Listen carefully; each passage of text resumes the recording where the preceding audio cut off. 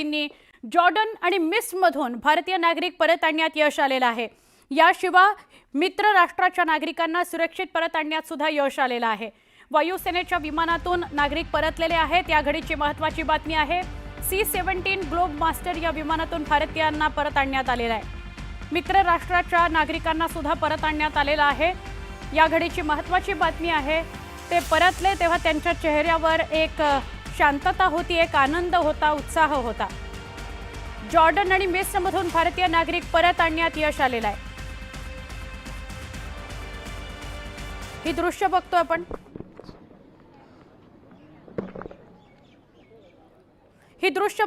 C-17 globe मास्टरनं नागरिकांना परत आणलं गेलं।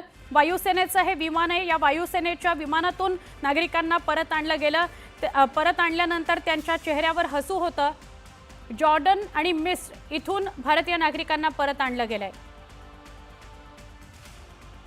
आमचे प्रतिनिधी प्रशांत लीला रामदास यांच्याशी आपण बोलूया। दिल्लीच्या पालम विमानतळावर हे सगळे उतरले। प्रशांत, काय अधिक माहिती?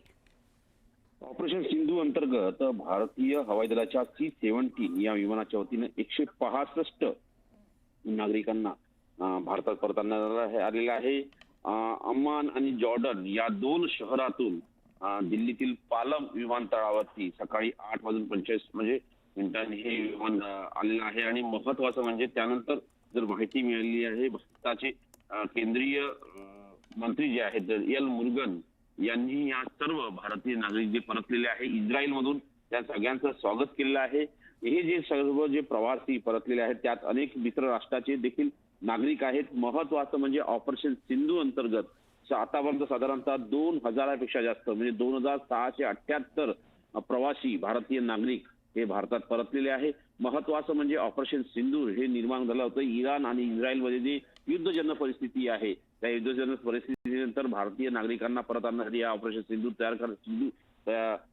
सुरुवात करण्यात आली होती। आणि महत्वाचं म्हणजे आज अनेक जेव्हा भारतीय नागरिक हे जेव्हा भारतीय भूमीत त्यांनी पाय ठेवला तेव्हा त्यांच्यावर डोळ्यांमध्ये आनंदाश्रू होते। आणि या सगळ्यांचं स्वागत केंद्र सरकारच्या वतीनं डॉक्टर एल मुरुगन यांनी केलं, जे केंद्रीय राज्यमंत्री आहेत। नक्की नक्की, धन्यवाद प्रशांत, आपण माहिती दिलीत त्याबद्दल।